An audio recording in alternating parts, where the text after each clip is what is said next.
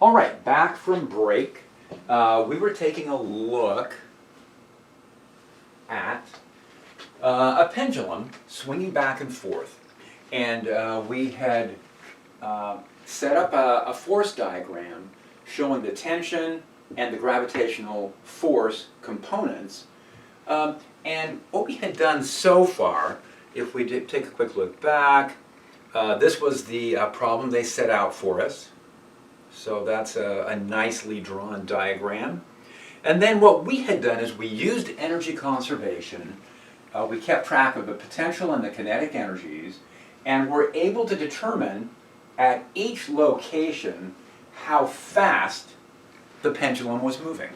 So using energy conservation is really handy for a pendulum. Pendulum swinging at these along this circular path, and using energy conservation told us that at each location, v squared is going to be given by 2gl cosine theta minus cosine theta naught. Now, one of the things we could check with here is, well, if that's the case, what happens when we swing right back to the location where we were? If we swing back to where theta, once again, equals theta naught, these terms cancel out, and we're not traveling at any speed at all. We're traveling at zero, which I guess is zero. And so that part of the formula works fine. What would happen if I swing from theta naught on one side to theta naught on the other side, like negative theta naught? Cosines are even functions, which means that if I substituted in negative theta naught or positive theta or negative theta, I'm going to get the same answer. And what that's telling me is, how fast am I swinging here compared with here? And it's going to be the same speeds. It's going to be the opposite directions. Well, that's not even true entirely, right? So we swing past that point twice, once going this way, once coming back this way. Same thing happens over here. If it's the same angle on either side, plus 5 degrees and minus 5 degrees, it's going to be traveling at the same speed, and that's built into our formula. So that's good. That's an indication we just might have this correct.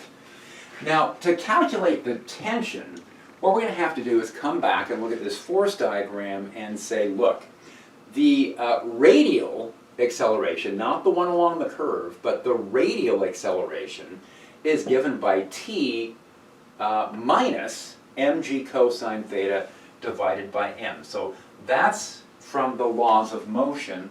I can solve for that and say that t minus mg cosine theta equals ma.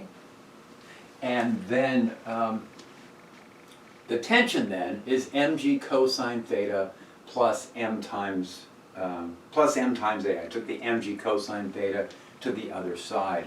So this is how much tension I've got. It's mg cosine theta plus this extra piece right here, this m, the acceleration, because it's circular motion, can be replaced with v squared over L. So this becomes the formula for my tension, and from energy conservation, we're able to show that v squared is equal to 2gl cosine theta minus cosine theta naught. Those go in right here. We combine similar terms, and it's not the simplest expression to write down in terms of. It's not the easiest formula to look at and understand the details of what's going on, but that's our prediction for how the tension varies from one location to the other. As you guys know, the tension is going to be the largest at the bottom, right? You guys have swung on swings, and you know that you feel the heaviest at the bottom where you're traveling the fastest. So at the bottom you're traveling the fastest, and that's where the tension is the very largest. We've got at the bottom, it's a full value of mg plus the additional centripetal force term that we've got, or the centripetal acceleration term that we've got. Okay, so that's a good problem. I like this. It incorporates the forces and accelerations that we've been doing in previous chapters. It incorporates circular motion, and it is using energy conservation.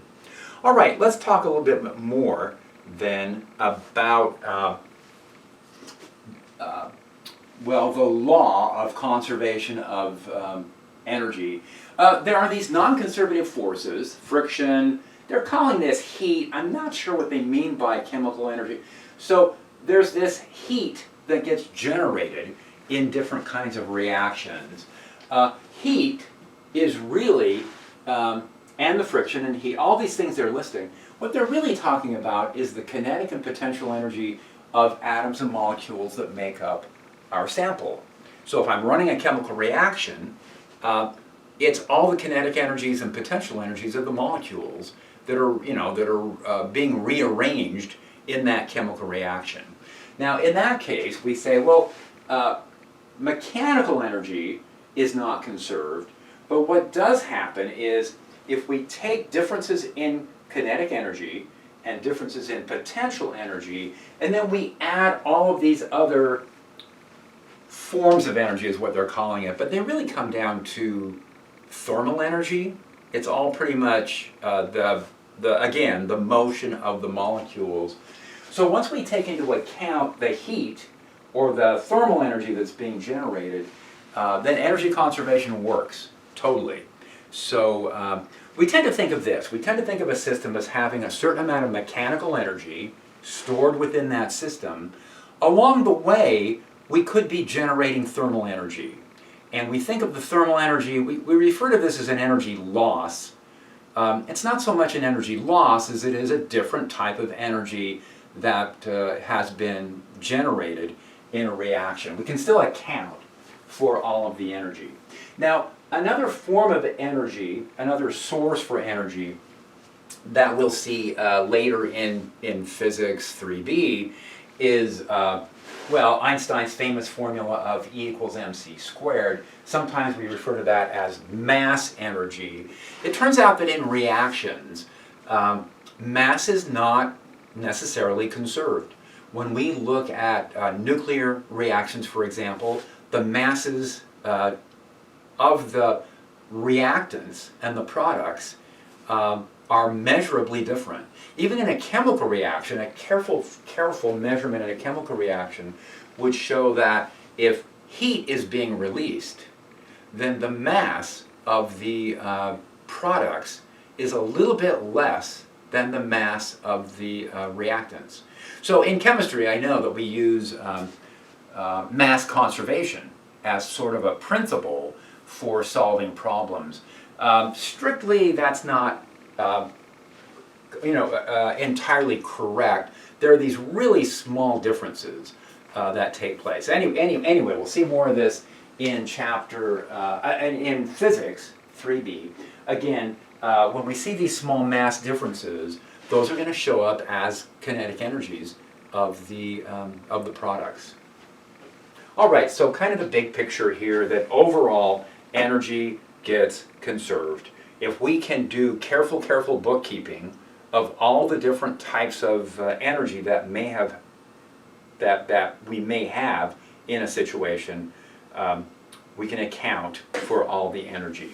All right, once again, they're giving us recommendations. These recommendations always sound kind of the same, but I think they're really good, and so I always do stop and go through these. Draw diagrams, okay, those energy conservation ABC diagrams I think are going to be really helpful. Determine which objects you're thinking about. You know, which objects within your picture, your diagram, are you keeping track of energy for? Figure out what you're looking for, decide on the initial and final and intermediate pictures, and then pick, they call it logical reference frame. I guess I want to think of it as just a useful reference frame, or one that makes the problem as, as clear as possible, and then apply conservation of energy and solve. I like step 6, solve. All right, here's our roller coaster back again, but now this time there is friction.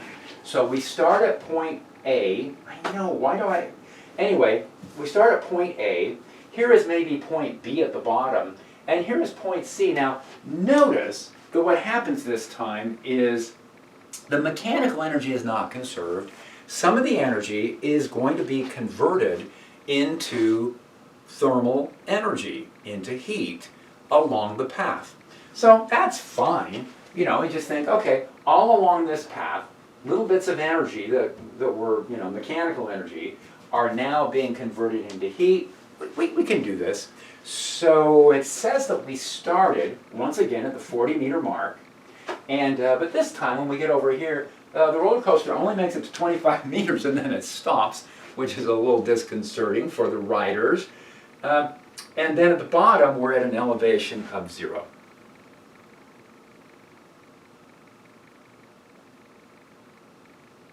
All right, so those are the numbers that we've got to work with.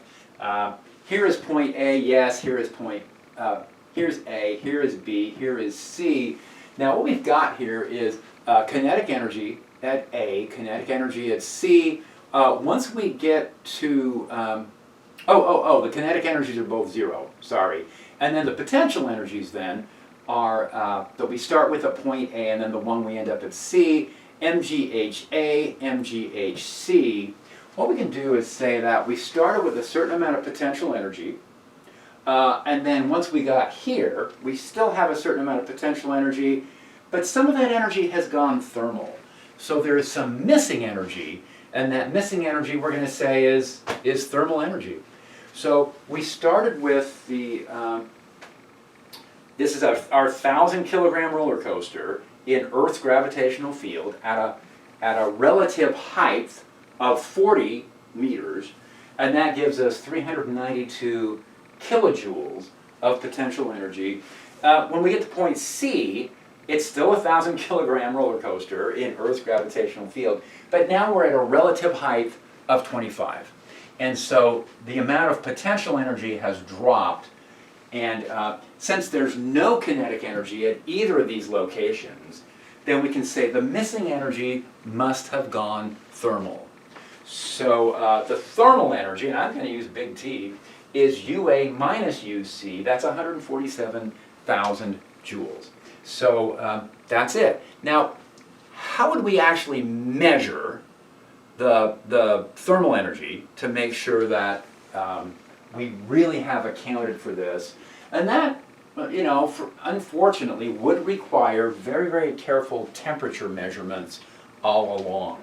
We would need to measure the temperature of the track, the temperature of the wheels on the roller coaster, the temperature of the air, right? There's going to be air resistance, we're going to run through the air molecules are going to be moving a little faster. So this is probably a difficult situation to go in and verify that we can account for all the thermal energy. But other experiments that we're able to do where we can more carefully keep track of the thermal energy generated reassure us that this energy conservation really works. So we really do have 147 kilojoules of thermal energy that are generated in this example. All right, let's see, we've got, the spring is back, and we've got this mass running towards it. So here's a spring, and we've got this object coming in at some initial velocity. And what they're asking is, well, if this mass comes in, how far will it compress the spring? And you go, well, you know, the amount that this gets compressed is going to depend on how fast it's moving and how much mass it has. You know, if it has more mass, it's going to be more difficult to slow down. So the distance it compresses depends on how stiff the spring is, how much mass is in the object, and how fast is it coming in. Now, they're adding friction, so in addition to K and M and V naught, what we're going to have to do is also know something about the friction. Maybe a coefficient of kinetic friction would be enough to help us through that problem. So that's what we're going to count on here. Now, there's a force diagram that shows once the object has made contact with the spring, what will the forces look like? Now, unfortunately, they've got the velocity here. The velocity would be nice if we're out to the side somewhere. There's a normal force. There's a gravitational force that they've left out. As far as I can see, there should be an mg here. This is the force of the spring, and this is the force of friction. Now, the force of the spring is already taken care of because we know how to calculate potential energies with a spring. The normal force is not going to store any energy. There is no gravitational potential energy because all elevations are the same. So the energies that we have here are kinetic energy. That's going to depend on m and v. We have the energy that will be stored in the spring. That will be 1/2 kx squared. And then we've got to go in and talk a little bit more about how to calculate potential energy, not potential energy, but friction energy transfer. So here we go. Here is the picture we start with V naught. Now it's compressed this object. Now remember, in all these examples, we kind of do this in one direction. But remember, the spring's going to push this object back out. So this comes in and compresses the spring. That's not really the end of the problem because it's going to get shot back out again. The same thing with, let me go back and revisit one of these other examples. Ooh, this is a ways back. This one right here that came to mind. If I drop this, it picks up speed, it comes to here, it compresses the spring, but then what happens? Well, this gets pushed back up, and we go back through the pictures in reverse order. So if there's no air resistance and no thermal energy losses here, well, this thing shoots back up to this height, and then it drops again. It just goes on and on forever, as long as everything's perfectly aligned, and we're not losing any mechanical energy during that process. All right, back to the spring here. Let's take a look and see what we've got. So we're going to start off with kinetic energy, 1/2 m v naught squared. We don't have any kinetic energy once the object has slowed down and stopped, so that'll be 0. Now, when it has stopped, we will have potential energy in the spring. Now, what about thermal energy? Well, the work done by friction is going to depend on friction times x. Now, I didn't put a minus sign in here. I'm thinking about this as being a certain amount of energy. So what I'm going to say is, for this setup, we start off with a certain amount of energy that is kinetic energy of that block coming in. So here is the kinetic energy of the block coming in. Now, in picture B, some of that energy is stored in the spring, and the rest of this energy is now thermal energy from friction. So that's what we're looking at in terms. That's an energy conservation statement right here. Now, what they want us to do is go in and solve for what the coefficient of kinetic friction would be, and that's how it would be solved. Now, getting back to this, how did we come up with this formula? Right? How did we get the formula mu sub k mg times x for the thermal energy being generated by friction? So that's friction times x, and the frictional force will be mu sub k times n, and the normal force will be mg. So that's what we've got here. The frictional force is going to be mu sub k times n, mu sub k times mg. This is the force diagram that we have. So we can derive a formula telling us how much energy friction will take out, how much mechanical energy will be gone due to friction. All right, so we've taken a look at friction, and we can see how much energy is going there. Let's revisit gravitational potential energy. We've been using this formula that was mgh, but you know, that only is going to be useful if the gravitational field is constant.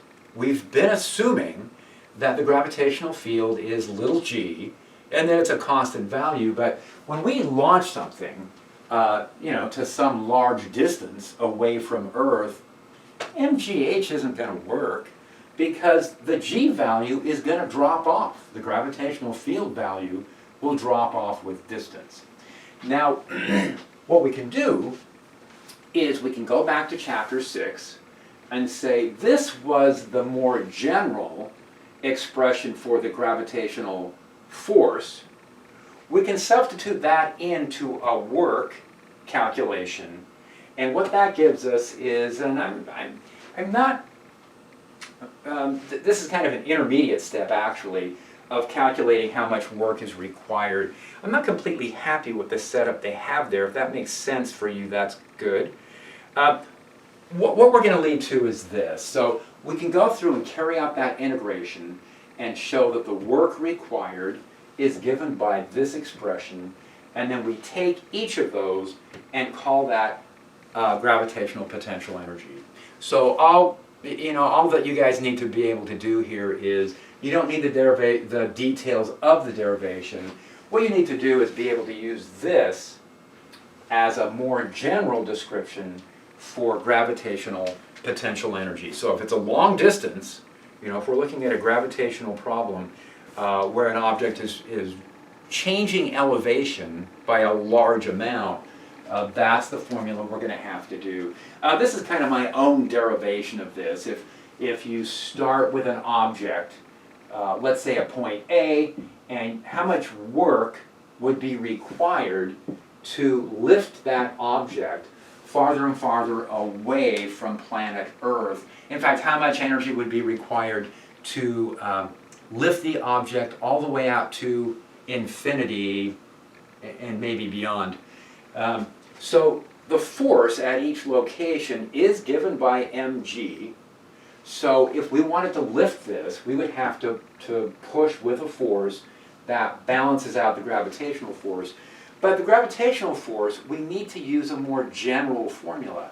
The gravitational field, as we get farther away from Earth, is given by gm over r squared. So to calculate the work, we need to take this force and integrate it over dr. I can take this expression, substitute that into my integration, carry out the integration, and if I look at the limits of integration that we have here, the work required to lift the object from point A out to infinity is given by gmm over r. Well, if that's the amount of work that we've done, how much work was taken out by the gravitational force, right? If I'm lifting this and it just keeps moving at constant velocity, then F matches mg, and for every little bit of work that we do, gravity is doing the opposite work, and it's storing up energy.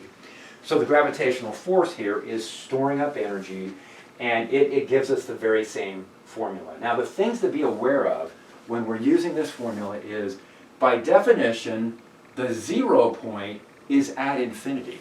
If I have a gravitational force holding two things together, where should I define 0? And what we do is we separate them by a really, really long distance. So at complete separation out to infinity, we call that point 0. So that means that all of the potential energies that we calculate are going to be negative values. All of them are going to represent some kind of an energy deficit, or a binding energy due to the gravitational effect, which is attractive. So for attractive forces, what we do is we pull these two objects far, far away. We call that the 0 point. That's where we have the most potential energy. If we let the objects get closer together, the potential energies drop. And that means that always the potential energies are going to be negative values. All right, so how do we reconcile the difference between the two formulas? When do I use mgh and when should I use negative gmm over r?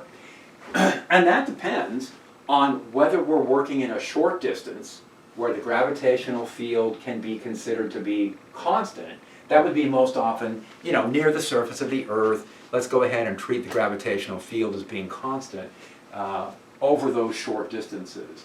Now, I can take this more general formula, and I can take a derivative of both sides and say small differences in the potential energy are going to be equal to gmm over r squared dr.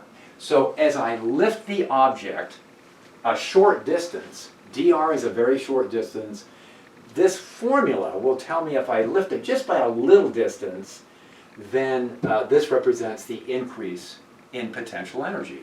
So, if I'm right here, and I've got the textbook and I have it here, and I move it out to here, well, over that really short distance, the increase in potential energy depends on dr. Now, dr is what we've been calling h. And so this can become h. Gm over r squared, that's the gravitational field locally. And then there's an m out front, so the increase in potential energy becomes mgh. So that's how we reconcile the two formulas. So this is the general formula right here. This is the approximation if the gravitational field can be considered over the short distances that we're looking at.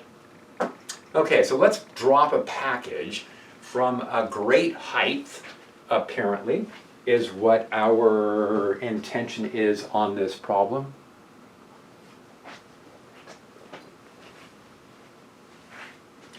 So there's a rocket that's launching, and at some point it drops some film canisters. Really, doesn't the rocket just relay the information back, the photographic information? Anyway, let's say that the rocket jettisons something, and if the rocket is heading straight outward away from Earth at some initial speed, at some height above the Earth's surface, what happens to that package? Okay, so here we go. So here is Earth. And here is the rocket. Now, it's going to release this package, and this package has mass m. Now, the package is moving at v0. It's moving at whatever speed the rocket is. So the rocket releases this package. Maybe it's the lower stage of the rocket or something. It continues on for a while, but gravity is going to pull it back. So it continues on for a while, increasing its distance from the Earth, and then it's going to drop back down and it's going to make impact. Now, once again, we're going to ignore air resistance. We're going to get rid of that pesky atmosphere. And so, setting this up in terms of energy, first of all, out here, we're going to start with a kinetic energy of 1/2 m v0 squared. So there is a potential energy of that package. There's also kinetic energy. There's also a potential energy. So as well as the kinetic, there's a potential energy contribution. Now the formula we just learned for that was minus G, minus big G, big M, which is the mass of the Earth, and then little m, which is the mass of the object. So I need to get a big M drawn onto the Earth right here. Divided by the distance. Now remember, in these gravitational formulas, the distances, the r's, are all going to be measured from the center of the Earth out to where the object is located. So that's the distance that we're going to be looking at. So I'm going to take my kinetic and potential energy. Now that's a positive number, but this is a negative value. And then compare that with when it lands back on the surface. Now the kinetic energy when it lands back on the surface, 1/2 mv squared, that's what we're solving for. What we should already be able to calculate is how much potential energy will this object have at point B compared with point A. Now, conceptually, what we should already understand is there's more potential energy at point A than there is at point B. Gravitational potential energy will be higher at point A compared with point B. Now, what that's going to show up in terms of the numbers is here, the distance from the center of the Earth is little r at point A. Here, the distance from the center of the Earth is just the radius of the Earth. So I can substitute in the radius of the Earth as a value. Now, since that is a smaller number, UB will be more negative than UA. This will be a more negative number, and it will say that we're deeper into that energy deficit. There's going to be more of a binding energy at that location. So this looks the same as what we did before, except now the formulas for potential energy at point A and potential energy at point B are going to be different. We're going to be using the new, more general formulas. So here's the 1/2 mv squared, v naught squared. Here is the potential energy at point A, it's negative. Here is the potential, here's the kinetic energy when it at impact. And here is the even more negative potential energy at point B. So collecting the velocity, first of all, we can cancel out all the m's. So the little m's, they all go away. And then we can multiply through by 2. We can bring the v to the other side, move the terms around. What we're getting is that the speed at impact squared is equal to the initial speed squared plus 2 big G big M, that's the mass of the Earth, which is right there. I switched those. Oh no, that's in the same order. 2gm multiplied by 1 over distance b, 1 over distance a. And remember, distance b is going to be equal to the radius of the Earth. These two are the same thing. So I substituted all the numbers in and carried out the math. The formulas get to be a little tricky, so you really have to keep track of order of operation with your calculator on these. And I ended up with a speed 5,335 meters per second. That would say that, and then I went back and recalculated.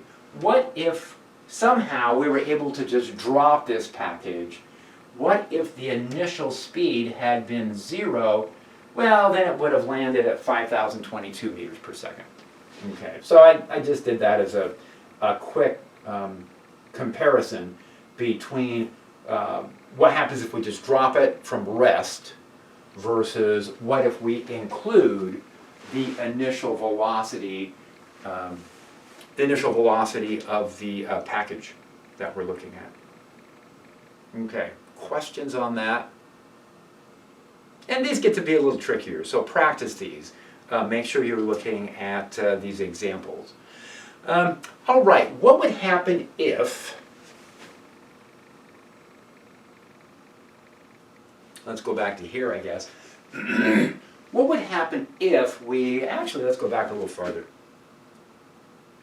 and ask about, yeah, I think this is probably the best item here. What would happen if we started at point A and we launched something at a speed high enough that it would travel all the way out to infinity and maybe beyond? So out to infinity, is that possible? Is it possible that you could launch something at a high enough speed that it never comes back?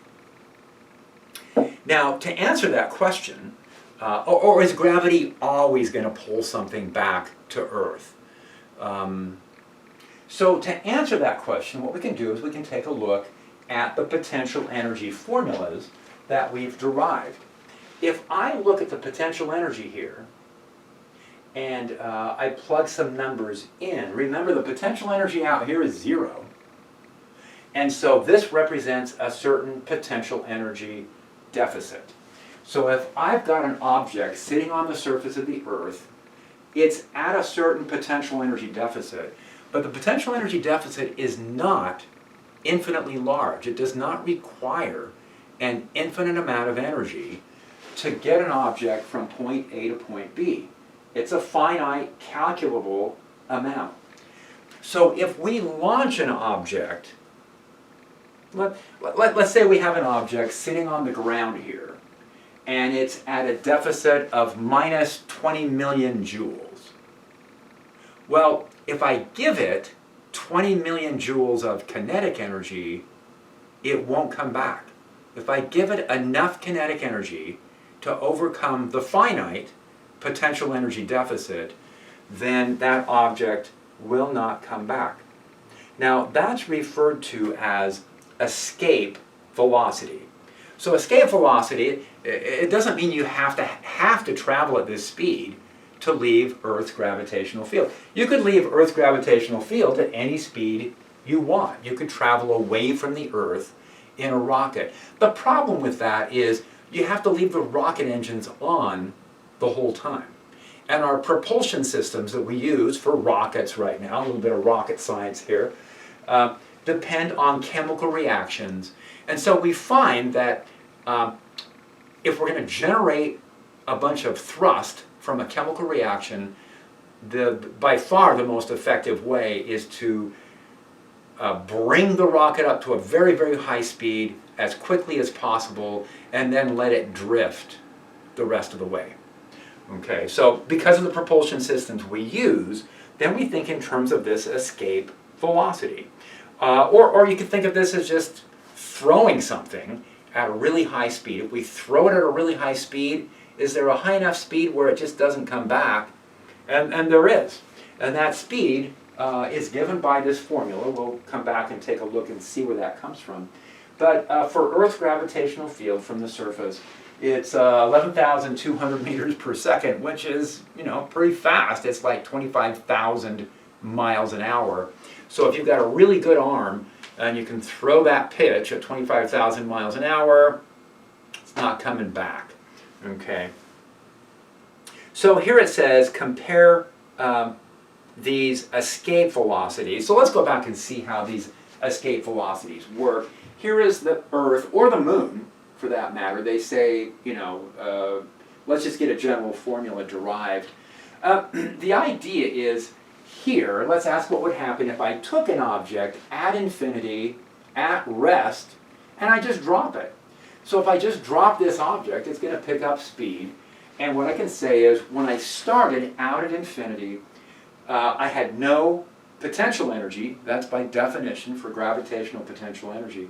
I had no kinetic energy. Now what does happen as the object comes in is its potential energy drops. The potential energy becomes very negative.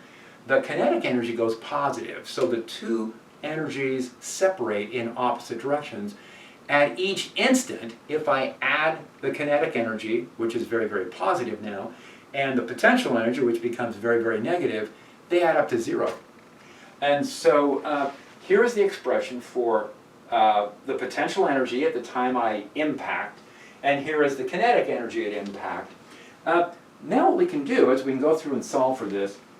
What it says is, when we impact using energy conservation, I can take UB and KB, add them together, and set them equal to zero.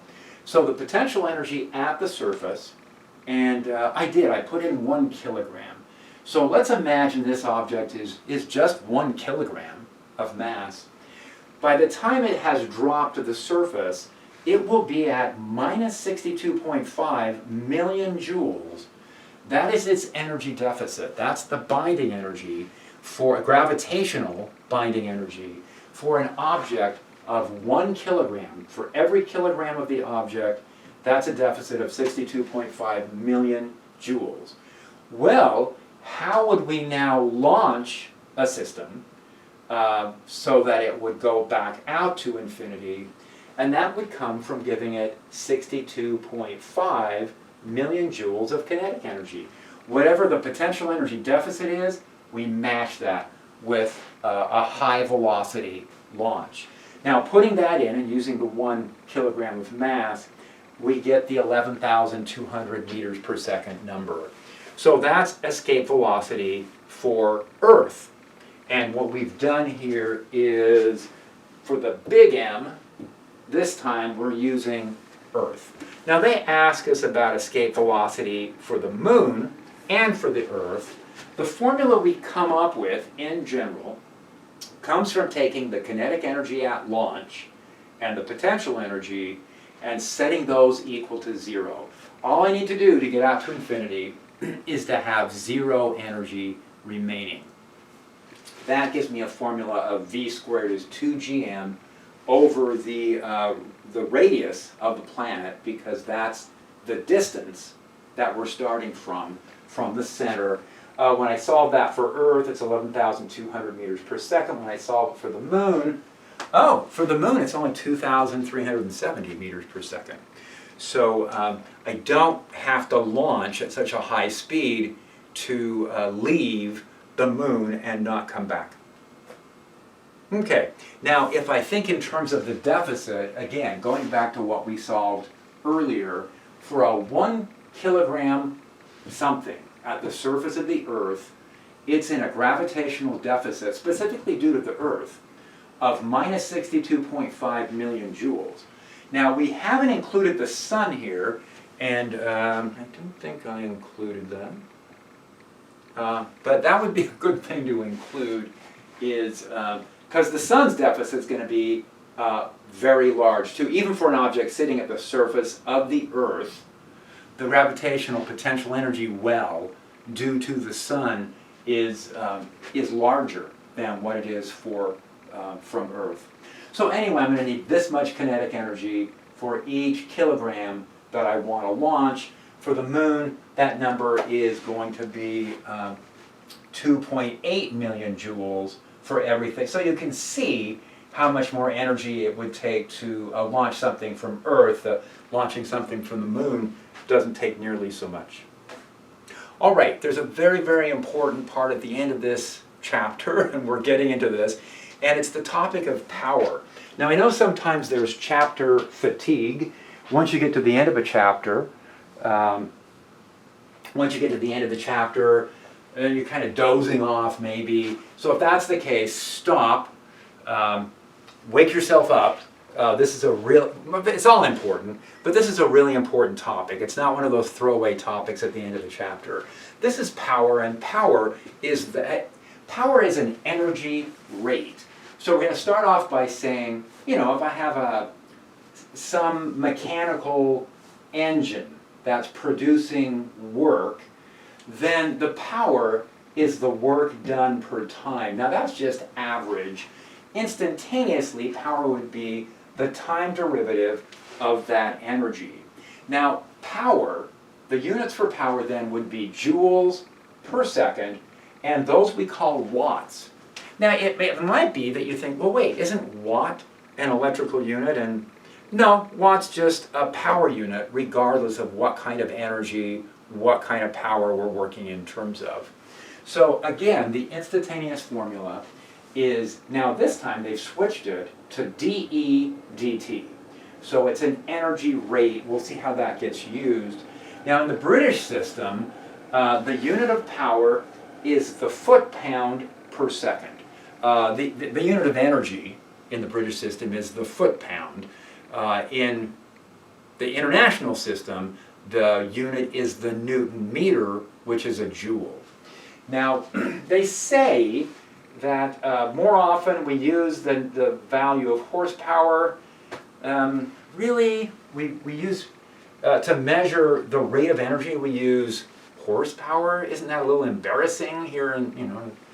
Anyway, that is a number that gets tossed around. I crossed it out because I feel like we should stop using the unit of horsepower. Again, it's kind of embarrassing. But a horsepower is equal to 550 foot-pounds per second, or here's the unit we want. We want to work in terms of watts. Anyway, automobiles, for example, if you look at specifications on automobiles now, more and more you see things listed in watts, and horsepowers are maybe listed below that. So watt is the standard unit. It's how many watts is my car. Now, power in general is energy per time. So we said we could write that as E divided by T, or if we're set up to do this, we could think of it as dE dt, an instantaneous formula. Now, if we think of that energy as an energy transfer, some force is doing work, then that work can be represented by force times dx. And dx dt is velocity. So this is kind of I want to say it's kind of an unexpected formula.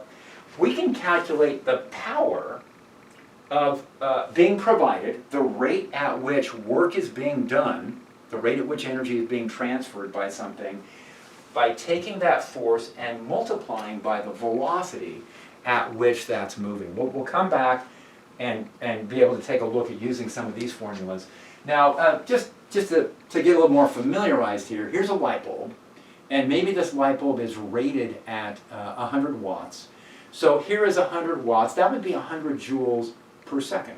So if we use that light bulb, let's say we turn it on for 20 seconds, 20 seconds of use would be taking the power, which is 100 watts, or 100 joules per second, multiplying by 20 seconds, oh, that would be 2,000 joules.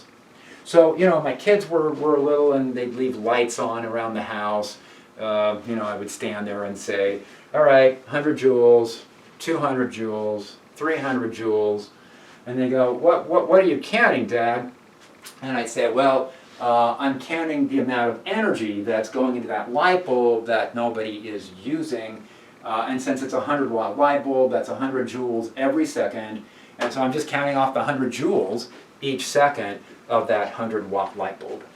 So, and light bulbs have, now that's an old incandescent bulb, but light bulbs have gotten to be more efficient, right? A year or so ago, I went back and kind of replaced all the incandescent bulbs with these new LED bulbs. And the LED bulbs can be, some of them 10 times, use 1/10 of the energy, maybe 10%. So, with a typical incandescent bulb, most of the energy goes into infrared, which we kind of experience as heat. It doesn't really light up. It's not something our eyes can see. And the LED bulbs are very efficient. Almost 100% of the energy goes into just light. And the LED bulbs also can be engineered to produce kind of whatever spectrum we want. If you look, if you go to the hardware stores and look at these LED bulbs, they have different temperature spectra. We'll see some of this in Physics 3B. Actually, we'll see this semester. Sorry, this is in thermodynamics at the end of this semester. We'll get to see this later in the course, where at different temperatures, objects radiate a different spectrum of light, and these LED bulbs can be engineered so that they look like the spectrum of sunlight, which is, pegged at about 5,000 or 6,000 Kelvin, or it could be something lower, something around 3,000 Kelvin, which is more warm rather than bright, super bright, not so many blues, more reds, colors. Anyway, something to pay attention to as we think in terms of energy, a different type of energy conservation, utilizing energy more effectively. So let's do a power calculation here. Here's a person out running, and the person is 60 kilograms. They're going to go up a flight of stairs in 4 seconds. The height is 4.5 meters. Now they want the output in watts and horsepower, and again I crossed out the horsepower. So here's the person. They're going to go up a height of 4.5 meters. They have a mass of 60 kilograms. They're in Earth's gravitational field, 9.80 newtons per kilogram. The potential energy difference between the bottom and the top is going to be 2,646 joules. I know, I kept too many sig figs. I should have rounded. So here's the potential energy. Now, that means that the person is going to have to transfer enough energy to themselves. They're going to have to take enough energy from their metabolic processes to lift themselves up by this 4.5 meters, and that's 2,640 joules, and it's happening in 4 seconds. So regardless of what speed the person goes up the stairs, there is going to be a potential energy difference of 2,646 joules. Then the question becomes for power, how fast can the person come up with that much energy? This person did it in 4 seconds. So that worked out to be 661 watts. Now, moving on to, I think this is our last example, we will see power is needed if I'm operating an automobile. We need power in the car to provide acceleration, to climb hills, and to offset the effects of friction. So if all of our roads were perfectly level, and there was no air resistance and no frictional forces, once the car gets going, we just go forever, right? We could turn the engine off and just coast at that speed. So again, the initial acceleration, anytime we're accelerating, we're requiring energy for that. And whenever we're offsetting frictional forces, whenever we're changing elevation. So we're going to go back to that formula we derived, saying that power can be calculated as the dot product of force and velocity. And here's our car going up a hill. It says calculate the power requirements of a 1,400 kilogram car. The car got heavier. The car is climbing a 10-degree hill. Now that's pretty steep. And it's going up at a steady speed of 80 kilometers per hour. First of all, calculate that, and then add to that, or come back and recalculate rather. Additionally, what would it take to be able to accelerate to a certain speed going up the hill? And then it says that the air resistance, go ahead and just treat that as 700 newtons throughout, kind of independent of the speed. So here's our force diagram. Here is the car, here is the normal force, here is mg cosine, and here is mg sine. Here is the resistive force, which they told us was 700 newtons, and then the angle is at 10 degrees, the mass is 14, I think we got everything. The velocity was given as 80 kilometers per hour, but we converted that into meters per second. We want to use standard units, meters per second. So let's do the constant velocity example. Now I just went through and calculated a bunch of forces here. The mg sine theta force, 2,382 newtons. Mg cosine, I calculated at 13,512. Don't know if I'm going to need that. The force that we need, that we can trace back to the engine, the frictional force, which traces back to the engine operation, we need that to maintain this constant velocity upwards. We're climbing and we're offsetting resistive forces. So the force we need upwards needs to be equal to mg sine theta plus whatever resistive forces we have. If we can match that, then we can climb the hill at a constant speed. So I put those forces in together. I added the 700. This worked out to be 3082, and then I used our new formula. The power needed would be the force times the speed we're traveling. So the speed we're traveling is telling us the rate at which that force needs to transfer energy. So the rate part is coming in through velocity.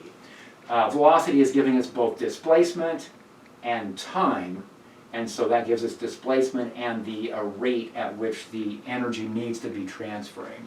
So I put in the 22.2, and it turns out we need an engine that is 68,500 watts. So 68.5 kilowatts is what we need. Now I converted this to horsepower. That's the same thing as 92 horsepower. Okay, so yeah, so 68 kilowatts or 92 horsepower. All right, what happens if we want to accelerate? If we want to accelerate, then at constant acceleration, then we're going to have to reset the formula here. We're going to have to say that the acceleration is a result of the net force divided by the mass, and that says the force we need now, offsetting gravity, because we're climbing a hill, offsetting the resistive forces, air resistance and such, plus ma. So I'm going to need extra force to provide the acceleration, and that extra force, that extra term is m times a.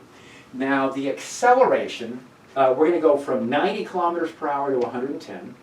That takes us from 25.0 to 30.6 meters per second, and that's going to happen in 6 seconds. So the acceleration that they want us to have is 0.926 meters per second squared, and that says that the ma term, the additional force I'm going to need, is an additional 1,209, about 1,300 newtons.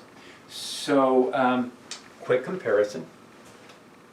Before I needed a force of about 3,100 newtons. With the acceleration included, I need an additional 1,300 newtons. So the power, again, is going to be F times V. Now, V this time is not a constant. So I graphed the velocity, and then I graphed the power to show that as we go faster and faster, the power of the engine that I'm going to need is going to increase. Okay, so starting out at my starting speed, before we began to accelerate, right as we begin to accelerate, we were traveling at 25 meters per second. Putting the numbers in, that required 109 kilowatt. Now, at the higher speed, once I've reached the higher speed traveling along, at that point, my power needs to be 134. So I'm starting off at 109, going at this speed, but by the time I've reached this speed, I need 134. I need more power for the higher speeds. And then here are the horsepower numbers that go along with that. So that's what we would need, and that's a summary of Chapter 8. So that last example, those are some good problems to take a look at. So that last example, utilizing the power, going back, taking a look at the force diagrams with acceleration and without. So we took a look at a constant velocity set of formulas and calculations, and then we added the acceleration in, and we could see how much additional energy was needed. With the constant speed, we were at 69 kilowatts. When we added in the acceleration, effect, we needed started at 109 kilowatts and ran that up to 134. All right, so good examples in these chapters. That kind of completes these 2 chapters on energy. Whatever questions you guys have, stop by office hours.